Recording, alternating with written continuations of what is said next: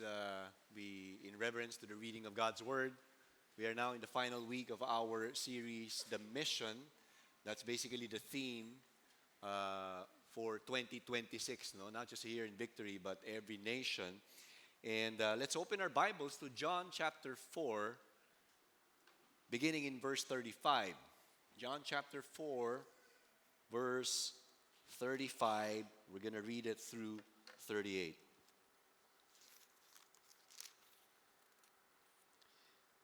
It says here, "Do you not say, 'There are yet 4 months, then comes the harvest'?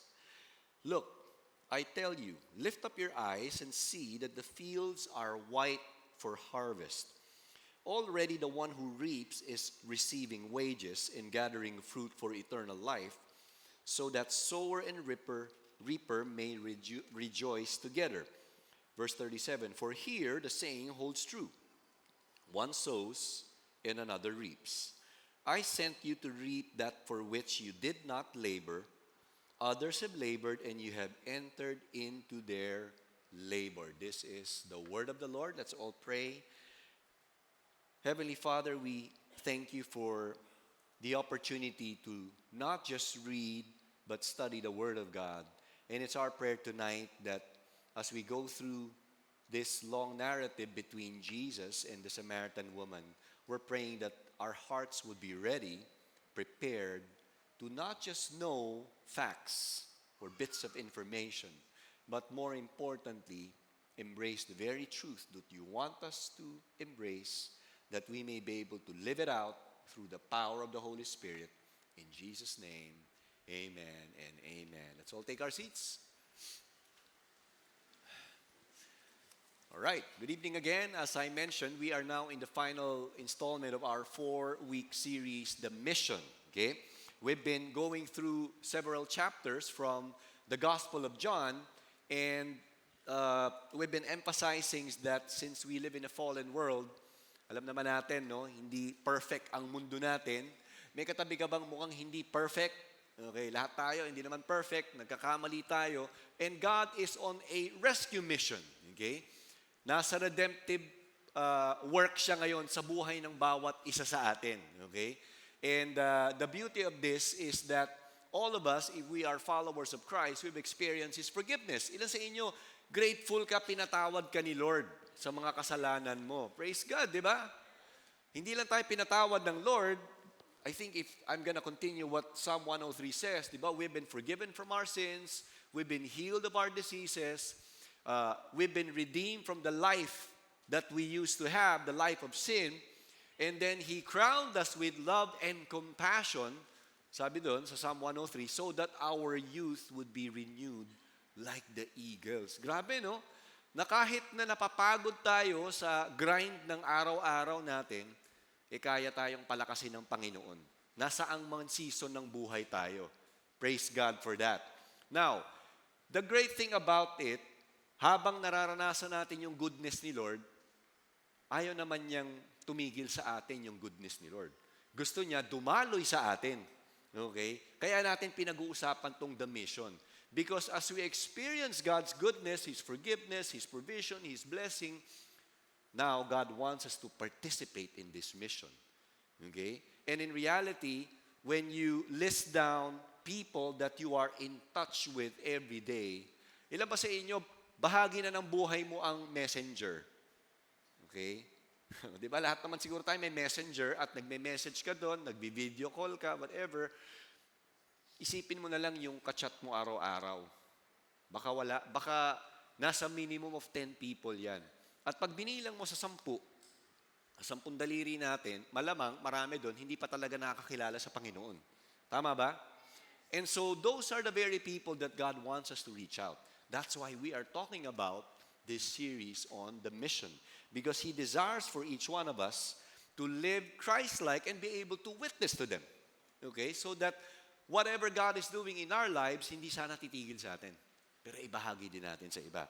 Now, the 4 verses we read a while ago in John chapter 4 basically gives us a tip of the iceberg. It's part of the long narrative or the long conversation Jesus had with a woman, a Samaritan woman. She was unnamed, walang pangalan, pero mamaya, babalikan natin yung chapter, particularly verse 1 onwards, para makita natin yung context. Kasi, yung binasa nating 4 verses, it seems like Jesus was talking about the harvest.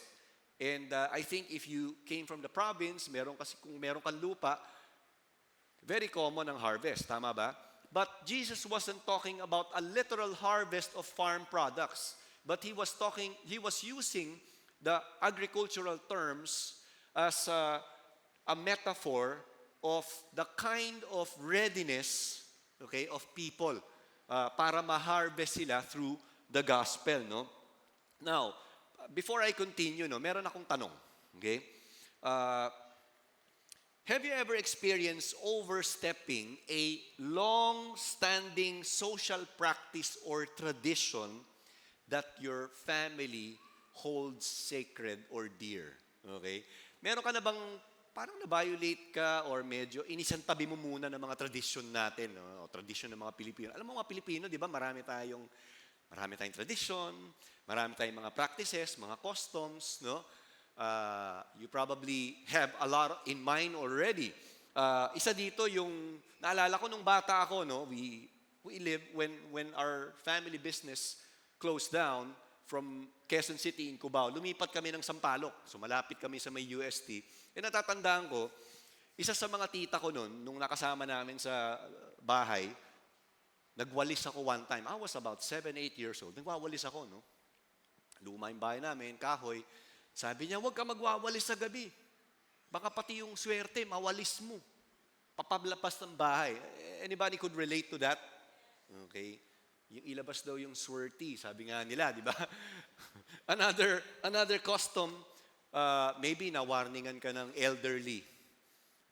Apo, o kaya anak, gagabihin ka ng uwi, mag-iingat ka.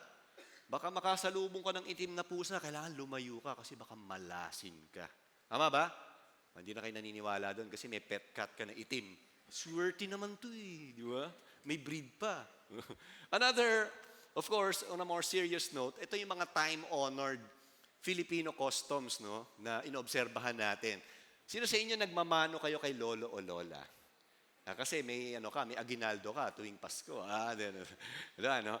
Yung iba naman sa atin, growing up, tinuturuan na tayo, bata pa lang tayo, pag magre-reply ka o magre-respond ka sa mga elderly, mayroong po at opo. O sige nga, sumagot nga kayo. Opo. O, di ba? Nung bata pa tayo, ganun tayo sa klase, di ba? So, ito yung mga common customs and practices. Now, very interesting, no? Itong pag-uusapan natin in John chapter 4, may social customs na pinapahalagahan ng mga Jews. Kaya lang, seryoso to. Okay? And they would hold dearly unto it. Ano kaya yun, ano? In John chapter 4, kung titingnan natin, itong social custom na to, ito yung, so to speak, binayolate ni Lord, ni Jesus. Because He had a mission. Meron siyang mission, ano? At kailangan niyang i-violate. Ano kaya yun? Okay? Ano kaya yun? Tignan natin. In this chapter, John talked about a Samaritan woman that Jesus encountered after a very long and tiring trip because He came from a ministry in Judea. In fact, in John chapter 3, the start of that chapter, Nicodemus, a very respected religious leader, had met with Jesus at night. So, yun yung start ng John chapter 3, no? Now, the next stop of Jesus, sabi sa verse 1, was from Judea, He would go to Galilee. Babiyahe siya. Okay? And a quick look at the map, pag titingnan natin yung mapa, mukhang komplikado, no? Punta ka ng Judea, galing siyang Judea sa baba, aakyat siya. Okay? Hindi naman siya ilang minutong lakad. Malayo-layo to. Okay? Malayo-layong biyahe to. Going from Judea, he will have to pass through Samaria before reaching Galilee. Now, here's where the tension lies. The Jews don't associate with Samaritans. Okay? Pag sinabing associate, hindi sila nakikipaghalubilo. Okay? Naranasan nyo na ba yon? Meron kang kaaway, hindi mo talaga pinapansin. Okay? Ilang taon na. Diba? Tinapakan lang yung sapatos mo, nagsimula doon. Nung grade school, hanggang ngayon, 50 anyos ka na, hindi mo siya pinapansin. Diba? So parang ganito yung, pero komplikado yung case ng Jews at ng Samaritan. Because there had been an existing animosity between the Jews and the Samaritans for over 5 centuries by the time Jesus was doing ministries. Alam niyo ba kung gaano kahaba ang 5 centuries? More than 500 years, o 500 years, no? Kung 5 centuries. So for more than 500 years, ito na yung naipasa ng generation to generation sa mga Jews na younger. Na, huwag niyo papansinin yan, kaaway natin yan. No? So ganun yung mentality nila. Now, the Samaritans were a byproduct of the fall of the northern kingdom of Israel. This was during the Old Testament times. In 527 BC, nag-fall yung kingdom of Israel. The capital was Samaria. Okay? And bakit nag-fall? Bakit nawasak yung kaharian ng Israel? Because they had been repeatedly worshiping idols and they had been repeatedly disobeying the Lord. And so God sent the Assyrian Empire as a form of judgment over them. And when the Assyrian Empire, or the Assyrians came and attacked and loot the city, ang ginawa nila, yung mga Israelites, probably some of the best and brightest, were taken out. Okay? Kinalat sila sa iba't ibang lupalop nung kaharian, nung Assyrian Empire, pero may natira pa rin naman mga Israelites sa Samaria. Ang ginawa ng Assyria, naglagay sila ng mga foreign subjects sa Samaria, and what happened was, nag-intermarry yung mga Israelites with the foreigners. And the byproduct were the Samaritans. So nalahian sila, nasalinan sila ng lahi, naging mistiso sila. Okay? At dahil dun, because the Jews don't recognize the Samaritans, hindi nila ma-trace yung lineage nila, hindi nila ma-prove later on na Jewish background sila, nagkaroon na ng away between the two. Okay, hindi nyo ma-prove yung linya nyo. Siyempre, wala namang birth certificate ng mga panahon na yon, di ba? So, nag-away na sila. The Samaritans started their own temple. Nag-create sila ng sarili ng temple, and their temple worship was based in Mount Gerizim.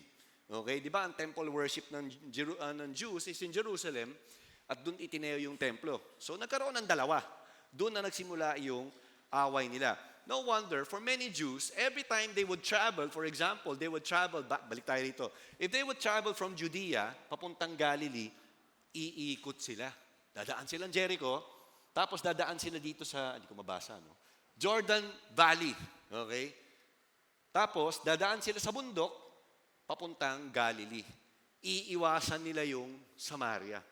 And Bible scholars say, if they go through this route, doble yung distansya ng biyahe nila. Hirap nun. Sino sa inyo gusto nyong gawin yun? Di ba lalo na kung may kotse ka, doble yung biyahe mo. Di, marami naman akong budget sa gas eh. Di ba, ganun ba yung gagawin mo? Nakakapagod, sabi ng mga Bible scholars, pag bumabiyahe sila pa ganyan, paakyat ng Galilee, napakainit, delikado. Paakyat sila sa mga bundok. Siyempre, noong mga panahon na yun, hindi pa high-tech, di ba? Kadilakad lahat. Alam niyo yung kadilakad? Naglalakad lang. Ayun, yun yung kadilakad, di ba? Now, si Jesus, He did not follow the protocol or somehow the social norms of that time. He ignored it. In fact, hindi niya ginagawa o gagawin yung plano nila na dumaan dito sa may Jordan Valley. Instead, He went straight to Samaria before going to Galilee. Okay? So kaya may-encounter niya yung Samaritan woman from there, no? Think about it. When Jesus traveled to Samaria along with His disciples, that was about 70 miles from Judea, where he came from, going to Samaria. 70 miles or 112 kilometers. Alam niyo ba kung gaano kalayo yun? That's about Estancia Mall going to Tarlac City. Meron man taga-Tarlac dito? Ayan, ganun kalayo. Tandaan natin, if the cars or automobiles were invented sometime in the early 1900s, wala pa pong sasakyan nun. Wala pang train, wala pang eroplano. Okay? So, naglalakad talaga sila. Now, imagine at that point, no, kung babasahin natin yung storya, verse 1, when Jesus learned that the Pharisees had heard that Jesus was making and baptizing more disciples than John, although Jesus himself did not baptize, but only his disciples, he left Judea and departed again for Galilee. Although the Pharisees were thinking, naku, mas sumisikat at lumalaki yung ministry ni Jesus, wala na siyang oras sa mga ganung discussion. He was focused on his mission, and he said, let's go, let's leave Judea, let's go up to Galilee. Now verse 4 says, he had to pass through Samaria. So he came to a town of Samaria called Sychar near the field that Jacob had given to his son Joseph. Jacob's well was there, so Jesus, wearied as he was from his journey, was sitting beside the well.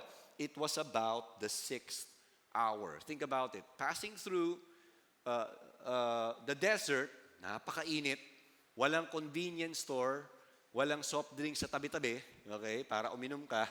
Ito yung picture nun. And the danger of encountering bandits was very high. Diba? Wala empty lahat eh. Lahat yun, dinaanan ng mga disciples at ni Jesus, no? And so after traveling for probably days or even weeks, depending on how fast they would walk, pagod na pagod si Jesus. The disciples would go out and buy food in the city. Again, lalakad pa uli sila. So naiwan si Jesus. Okay? Napagod siya. And he was weary, he was hungry, and he was thirsty. And it was at high noon. The 6th hour was basically high noon. Ito yung tanghaling tapat. Meron ba sa inyo naglalaro kayo sa tanghaling tapat nung bata kayo? Tapos pag uwi mo ng bahay, amoy araw ka. Anak, amoy grade 1 ka na. Pag uwi mo, di ba? Pero ilang taong ka na nun, di ba? High noon, no?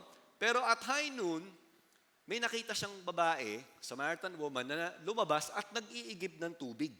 Okay? Kukuha ng tubig sa balon. Makikita natin, na napagod si Jesus, nagutom, thirsty. We could see that he was also, the human side of Jesus was painted by the Apostle John in this story, which only goes to show na kung ano man ang dinadaanan natin, dinaanan din ni Jesus. Okay? Relate si Jesus sa mga dinadaanan natin sa buhay natin. Okay?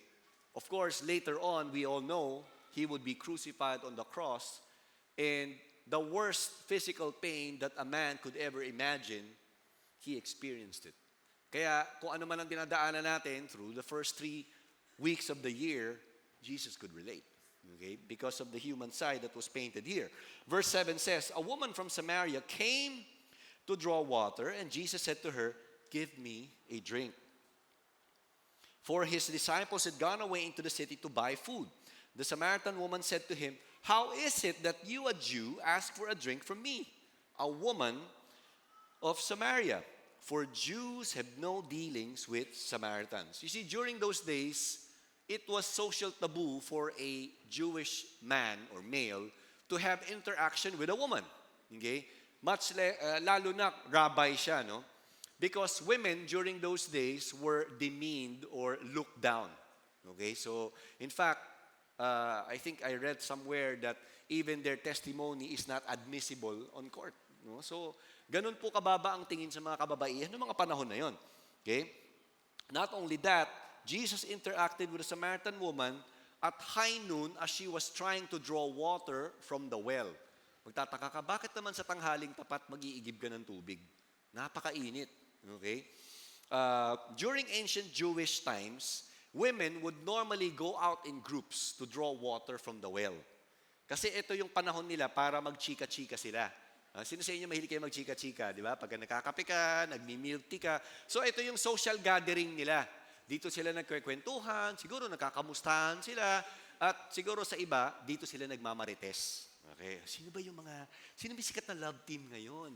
Ano may pinakamagandang Netflix na number 1 ngayon? Magandang panoorin. O kaya, sino ba yung trending sa TikTok ng mapanood nga natin? Baka ito yung mga panahon na nagkikwentuhan sila, no? Parang ganon. Now, the fact is, the Samaritan woman came out to draw water alone at high noon, indicates that she was a social outcast. Okay? Hindi siya katanggap-tanggap sa publiko noong mga panahon na yon. Most probably, baka may tinatago siyang mga bagay-bagay na ayaw niyang mapag-usapan pa, maungkat pa. Kaya, she would rather draw water alone kahit napakainit. Okay? So, ganun yung background niya. While the disciples went out to buy food, Jesus set aside this popular cultural Jewish norm, okay, of not interacting with a Samaritan because he had a very clear intention. Ano ba yung clear intention ni Jesus? This woman, just like any other Jew in the ministry that he had for a few years during this time, was also important. Mahalaga po itong babaeng ito sa mata ng Panginoon. Okay? She was lost, okay? And she needed to hear the gospel. She needed to be rescued by God as well. Okay? Now, the good news, let me share this to you. No? The good news is meant to be shared to anyone and everyone, regardless of race, of background, of educational attainment. And God's love is at the center or heart of sharing the good news to people. He didn't do it because it was his duty. Jesus would do it amid the difficulty of going through a city that is considered an enemy territory kasi mahal niya itong taong to. Okay? As I continue, anyone and everyone could include our family members, could include our children, whether we are in good terms with them or not. They include our grandkids if you are already a grandparent. They include our office mates. They include every person na nakakausap natin. Mahalaga po sila sa mata ng Panginoon. Ano? Kahit ka-pickleball mo siya o ka-ML mo tuwing madaling araw, mahalaga din po sila sa mata ng Panginoon. Why? Because the good news is meant to be shared to anyone and everyone. And God's love is at the heart of sharing the good news to people. Now, the Samaritan woman was surprised when this man, si Jesus, struck a conversation with her by asking for a drink. Di ba parang, teka, lalaki ka, bakit ka nakikipag-usap sa akin? Parang ganun yung reaksyon niya, no? And so, Jesus responded this way. Sabi sa verse 10, if you knew the gift of God and who it is that is saying to you, give me a drink, you would have asked him and he would have given you a living water. Now, di ba nakakapagtaka? Teka, di ba parang nakakapagtaka lang? Akala ko ba nauuhaw si Jesus? Bakit biglang nag-segue siya to talking about living water? You see, while it's a fact that Jesus was thirsty and obviously tired after a long trip, okay, it was clear for him that his purpose was he came to rescue this woman who is lost spiritually, okay? And just like the Samaritan woman, from this conversation, Jesus started to point out something like a spiritual truth na kailangang malaman itong babae. Now, bakit niya uli ginawa yon? It was clear for Jesus that the good news is meant to be shared to anyone and to everyone. And God's love is at the heart of sharing the good news to people. No? Now, in verse 13, Jesus said to her, everyone who drinks of this water will be thirsty again. Okay? Hindi ka naman iinom isang beses, di ba? Uhaw na uhaw ako, mag-inom ako ng 2 litro. Tapos okay na ako for the rest of my life. So parang point ni Jesus, pagka nagdodraw ka ng water dito sa balon, mauuhaw ka pa rin eh. Okay? But then in verse 14 it says, whoever drinks of the water that I will give him will never be thirsty again. From the physical, Jesus transitioned his statement to something spiritual and of eternal value. The water that I will give him will become in him a spring of water welling up to eternal life. In fact, in this statement, the woman responded by saying, are you greater than our ancestor Jacob? Because Jacob was the one who dug the well, and it was something that they all benefited after thousands of years. Okay? And yet, Jesus was saying here, or Jesus would use thirst, okay, yung uhaw nila, a universal physical need as a point of entry for the conversation to transition to something of spiritual value. Okay, may spirit or eternal value, no? Now, as I was studying this, the 17th century philosopher, mathematician, and theologian by the name of Blaise Pascal, hindi ko alam kung May pagka-engineering student ka, malamang na-encounter mo to, no? Yung Pascal theory ba or something. But he wrote a book, at ang title na to, The Pensies, o Pensies, o Pensée, baka ganun yata, no? Kasi French eh. At ang sabi niya, what else does this craving and this helplessness proclaim, but that there was once in man a true happiness, of which all that now remains is the empty print and trace. This he tries in vain to fill with everything around him. He was talking about how people would pursue so many things in an effort to fill the longings of their heart. Now, from this revelation, he said, seeking in things that are not there to the help he cannot find in those that are. Though none can help, since this infinite abyss can be filled only with an infinite and immutable object. In other words, by God Himself. Now here's the reality. Before tayo siguro naging Kristiyano, we had our own pursuits. We wanted to be wealthy. Ilan sa inyo, pangarap mo dati maging mayaman ka talaga. Nakatira ka sa mga posh hotel, posh villages. Gusto ko yung bahay ko, mansion, 20 rooms. 100 dogs of different breeds, di ba? Tapos 20 cars of different brands, no? Dami siguro nating pangarap. And not only that, probably some of us wanted to be famous. May katabi ka bang mukhang gusto mag-artista? O, di ba? Gusto mag-artista, gustong sumikat, di ba? Maging famous vlogger, TikToker, dami. Marami tayong pwedeng i-imagine na ine-aim ng mga tao sa buhay. But here's the revelation of Blaise Pascal. Kabataan pa lang niya, ang dami na niyang na-imbento. Pero ito yung realization niya. Ang dami nating, may infinite abyss ang puso ng tao, sabi niya. At walang ibang makapupuno niyan, kundi si God lang. Yun yung na-realize niya. Sa talino niyang yun, at ang dami niya na-imbento, pag inaral mo yung buhay niya, nag-end up siya kay God pa din. Si Lord pa rin pala kailangan ko. Kasi may God-shaped vacuum ang puso natin. Alam niyo yung vacuum, may butas eh.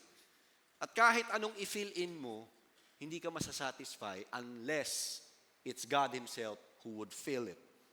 Now, that was what Jesus was telling the Samaritan woman.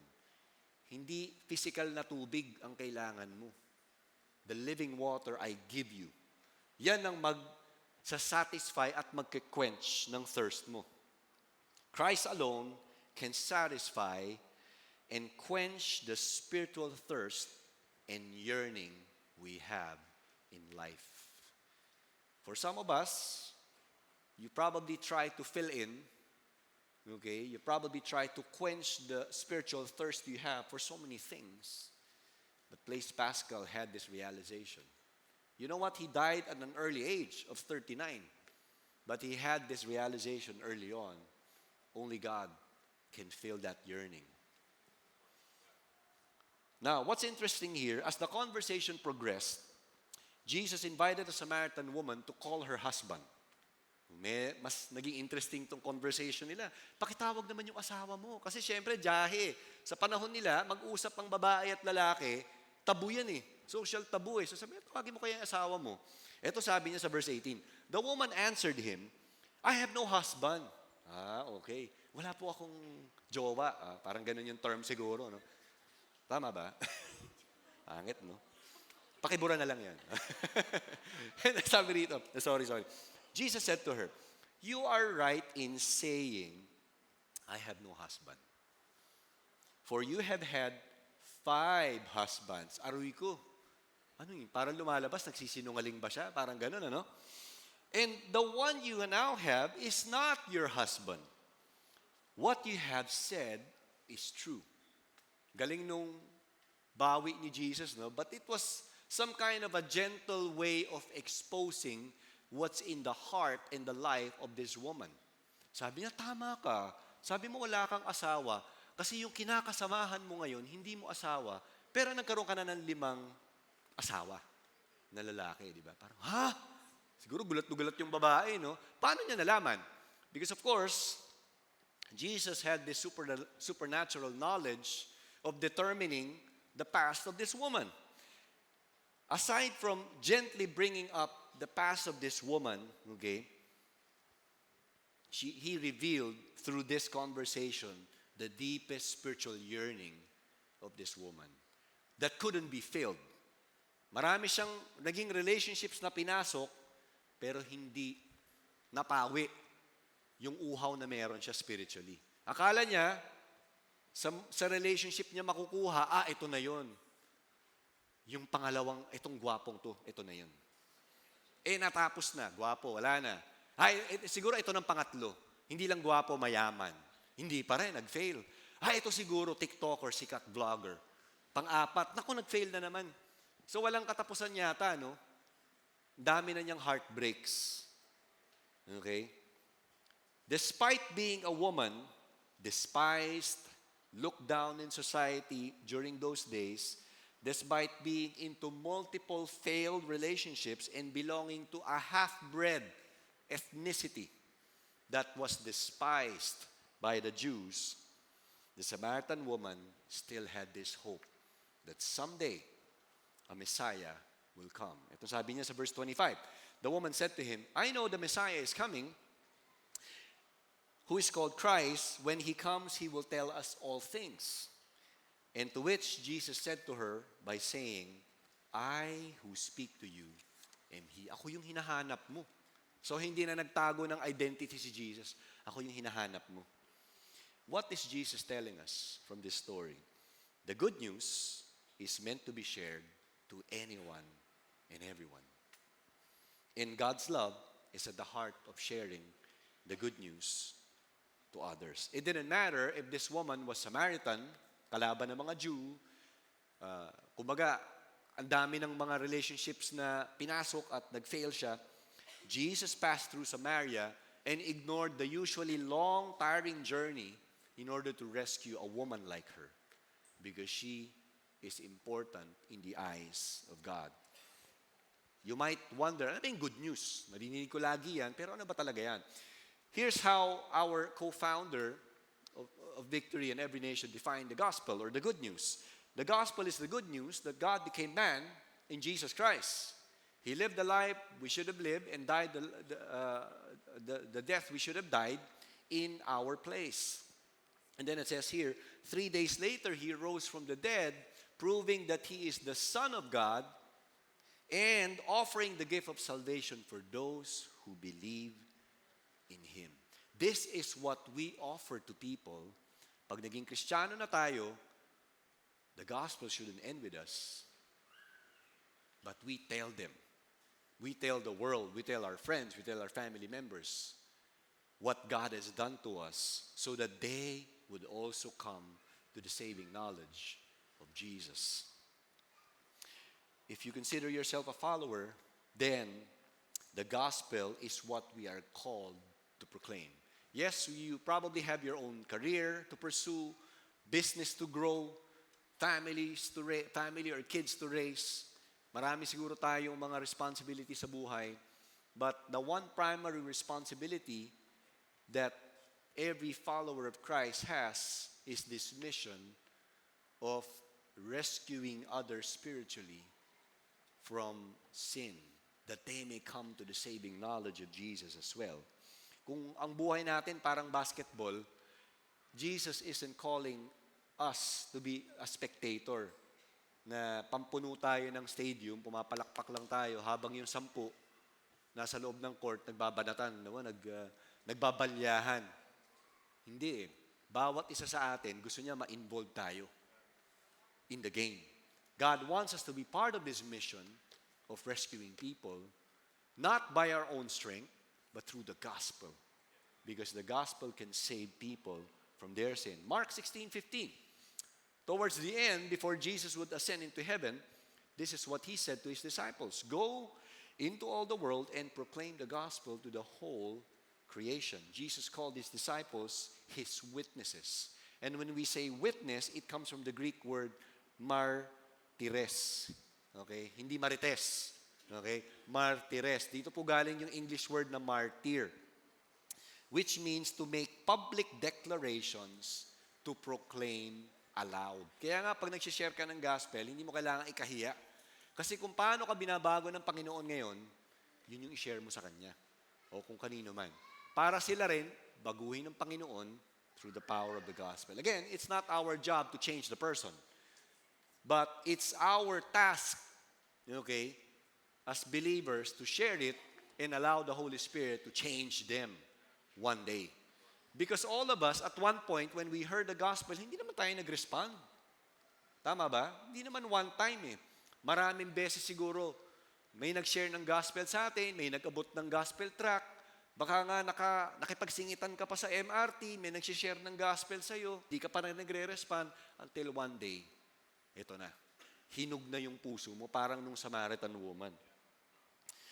What happened to the Samaritan woman as I end? Verse 27, sabi rito, just then his disciples came back, nakabili na ng pagkain, they marveled that he was talking to a woman. Tataka siya, teka, may kausap ka na babae, Lord? Diba? Kasi ano nga eh, Jewish custom eh, na hindi eh. But no one said, what do you seek? Why are you talking with her? Verse 28, so the woman left her water jar and went away into the town and said to the people, come, see a man who told me all that I ever did. Can this be the Christ? They went out of the town and were coming to him.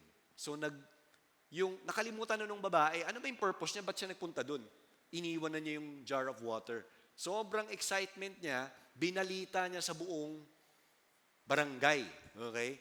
Alam niyo ba, baka nakausap ko na yung Messiah. Sa tingin niyo, ito na siguro yun. Tapos ito yung sabi niya sa next. Verse 39, many Samaritans from that town believed in him. Okay? Kasi narinig na nila si Jesus. Because of the woman's testimony, nagkikwento na yung babae. Alam mo ba, ito yung kinwento. Sabi niya, 5 daw yung asawa ko. Siguro, ganun muna siya nagsimula. Okay? He told me all that I ever did. And then verse 40, when the Samaritan came to him, they asked him to stay with them, and he stayed there 2 days. Okay? Many more believed because of his word. Verse 42, they said to the woman, it is no longer because of what you said that we believe, for we have heard for ourselves, and we know that this is indeed the Savior of the world. You see, we started with this narrative of a woman who was a social outcast, considered an enemy of the Jews, despised by society, had failed multiple relationships. But at the end of this story, we see a woman transformed after an encounter with Jesus Christ. And that encounter, hindi nag-stop sa kanya. She started going through her town, and telling them, na-meet ko na yung Messiah. Pakinggan nyo. So naglabasan sila. Inignore na nila yung past nung babae, and they started to go to Jesus and say, can you stay for 2 days? Pakinggan namin yung sasabihin mo. Kaya sila, nakilala din nila ang Panginoon. Can you imagine an entire town coming to the knowledge of Jesus Christ? I want you to imagine your clan, your family. I want you to imagine your barangay. I want you to imagine the province where you came from. When you start opening your mouth and telling them who Jesus is and what He has done in your life, think about the transformation that would happen. Napapagod na siguro tayo sa corruption, di ba? Billion na nga yung corruption ngayon. Dati, million lang eh. Pero alam mo kung paano magsisimula yung pagbabago sa isang tao. Ito ang katotohanan. Ito yung proof. Isang babae na despised ng society, hindi pinapansin, pero nung pinansin ni Jesus, dumaan siya sa disyerto, sa bundok, ang daming danger siyang dinaanan para ma-rescue tong babaeng to. The entire town came to the saving knowledge of Jesus. We don't despise the day of small beginnings. One person, pag nabago ang buhay ng taong yan, dahil kay Jesus, maraming magbabago. Think about your life. You might be the only Christian in your family today, but it won't stop there when you start taking the step of faith. 2 Corinthians 5:20, as I'm about to close. Therefore, we are ambassadors for Christ. God making His appeal through us, we implore you on behalf of Christ, be reconciled to God. Alam mo yung ambassador, di ba? Representing a nation. Tayo as ambassadors of Christ, we represent Christ in our offices, in our family, in our businesses. Saan man tayo nilagay ng Lord, sa campus, tayo yung ambassadors. We represent Christ. Hindi mo kailangan mahiya. Kasi kung binabago ka na ng Lord, gagamitin ka ni Lord. Now, we started the series talking about 2 verses. John 3:16. Sino ba sa inyo? Alam niyo yun. Diba? For God so loved the world that He gave His one and only Son, that whoever believes in Him shall not perish, but will have eternal life. For God did not send His Son to condemn the world, but to save the world through Him. That's the gospel in a capsule. Gusto ng Panginoon, maligtas ang sangkatauhan. As of today, as I am speaking, there are 8.2 billion people in the planet. And as of today, as I'm speaking, there are 118 million Filipinos and counting. And God wants you to be part of that mission. The mission of saving them one by one, not by our own strength, but through the power of the gospel. Why don't we stand right now?